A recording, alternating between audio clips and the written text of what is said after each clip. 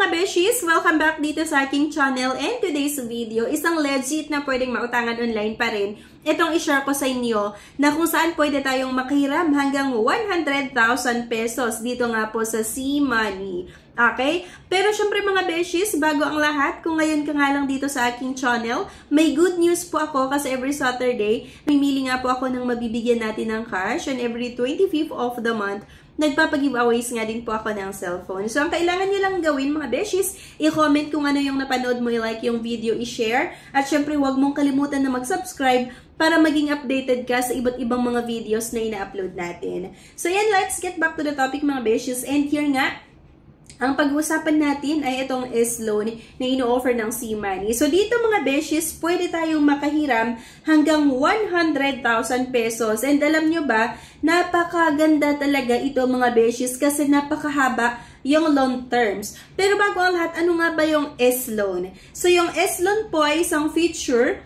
kung saan maaaring makakuha ng mabilis at accessible na cash loan ang mga eligible Shopee users na maaaring makakuha ng loan na may competitive interest rate at pwedeng bayarin nga sa loob ng 3 months, 6 months, 9 months hanggang 12 months. Ang 9 o 12 months na loan terms ay available lang sa piling users. So, bali itong mahabang loan terms ay ino-offer lang sa mga selected nga na user. So, yun mga beshies, para nga ma-check nyo kung pwede kayong makautang dito sa S-Loan ng C-Money. So, by the way, ito ay makikita po natin sa Shopee app. So, go nga lang po tayo dito sa Shopee or i-open nyo ang inyong Shopee account.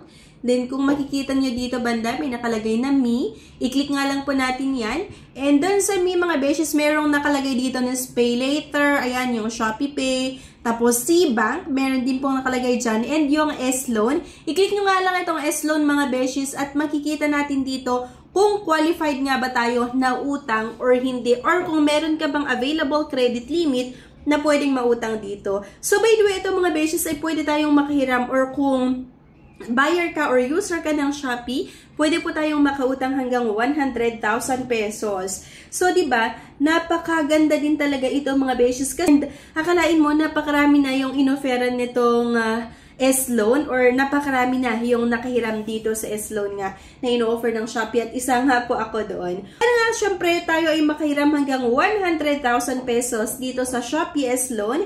Dapat siguraduhin lang po natin na activated nga ang ating S-Loan para makapag-loan nga hanggang 100,000 pesos na maaaring i-withdraw natin or gamitin kahit saan and syempre kahit kailan. Yung credit limit ay hindi po pare-pareho ha.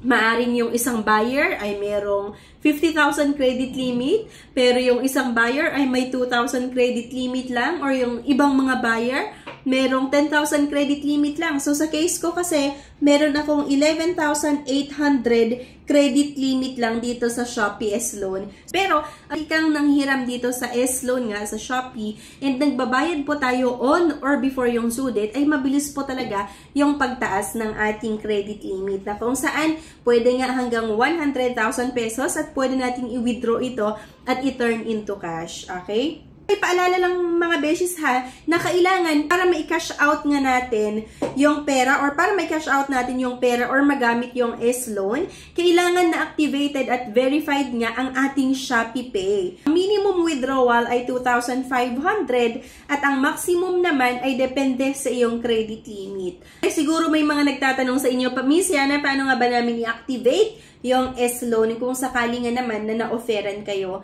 So, syempre, ang eligible user dito mga beshies ay dapat po Filipino citizen at yung edad po ay 21 hanggang 65 years old at may good credit score. So, para lang may idea yung mga iba sa good credit score, diba? Or good credit standing. So, kapag umuutang kasi kayo kahit saang bangko yung inuutangan nyo or kahit saang lending companies na inuutangan nyo, basta accredited entities po ng CIC or Credit Information Corporation, yun po yung mga nagsasubmit ng ating credit history or kung paano ba tayo magbayad sa kanila. Kung sakali na may inutangan ka na bangko, then nagbabayad ka naman on or before yung due date, kahit ibigay nila or isubmit nila yung account mo sa CIC, pero ang lalabas po doon ay good credit history, na kung saan makikita doon na ikaw ay malinis ka magbayad or talagang nagbabayad ka on or before yung due date. So, ang mangyayari kasi doon mga beshies ay kapag meron tayong good credit report, tataas din po ang ating credit score. And kapag mataas yung credit score natin, ay isa yun sa nagiging basehan ng ibang bangko, ng ibang lending companies na papautangin ka. So, ibig sabihin kasi pag meron kang mataas na credit score, ay talagang maganda ka magbayad or nagbabayad ka on or before yung due date. Wala kang maraming utang. Yung credit score mga beshies ay umaabot hanggang 850. Tapos, kapag 650 to 850 yung credit score mo, ibig sabihin good po yun. Pero yung mga below 500 ay talagang medyo mababa yung approval rate kapag uutang kayo kahit saan mo gustong umutang sa mga lending companies na legit or sa bangko.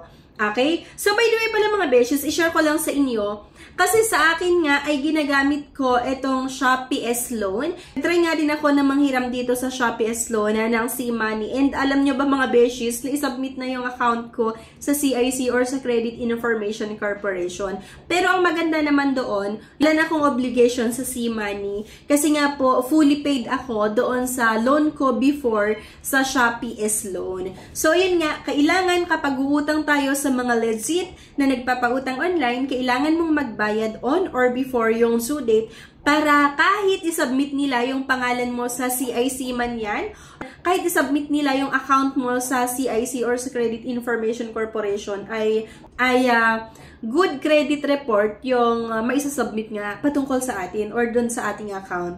So, by the way, lahat kasi ng inuutangan natin na legit nga, na accredited entities ng CIC ay talagang sinasubmit nila. It's either maganda tayo magbayad sa ating utang or hindi. So, yun nga, para i-activate nga natin ang ating S-Loan kung sakali, pwede ka nga makautang pala dito sa S-Loan na makikita nga natin sa Shopee.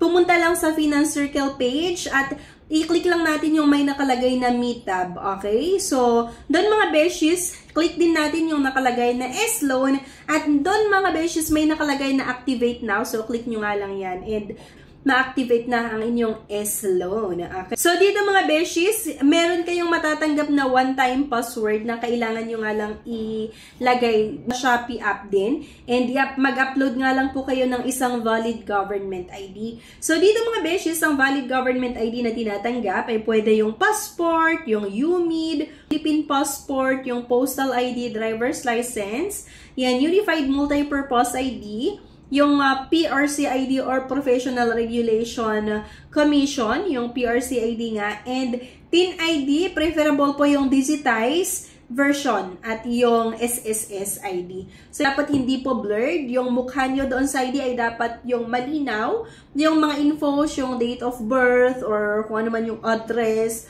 or yung kompletong pangalan nyo na nakalagay sa ID, kailangan po napakalinaw yan. Kailangan lang po nating sagutan yung form nga and confirm lang natin ito. So, kung sakali na aprubahan ka, meron kang matatanggap like S-Loan, congratulations! Your S-Loan account has been activated. Tap here to withdraw now. Okay, so yun lang. Napakadali mga beshies makakuha dito sa S-Loan. So, kung wala ka pang idea na pwede palang makahiram ng hanggang 100,000 pesos sa S-Loan na makikita nga sa Shopee app by C-Money, go ka na ngayon sa inyong Shopee account. Then, click mo nga itong may nakalagay na Me sa gilid and then go tayo sa S-Loan. I-click nga lang natin yan para makita may offer sa'yo na S-Loan. Okay? So, yun lang mga beshies. At bali, share ko nga lang sa inyo at para at least may idea lang din kayo. And ayun nga, kung naghahanap ka pa ng iba pang mga legit na pwede nating mautangan online, so ayan, i-browse mo lang yung mga naunang videos natin. So anyway guys, thank you for watching. Please don't forget to click the subscribe button. Sana i-like nyo din po yung video at huwag nyong kalimutan na i-share. Thank you guys at see you on my next vlog. Bye-bye!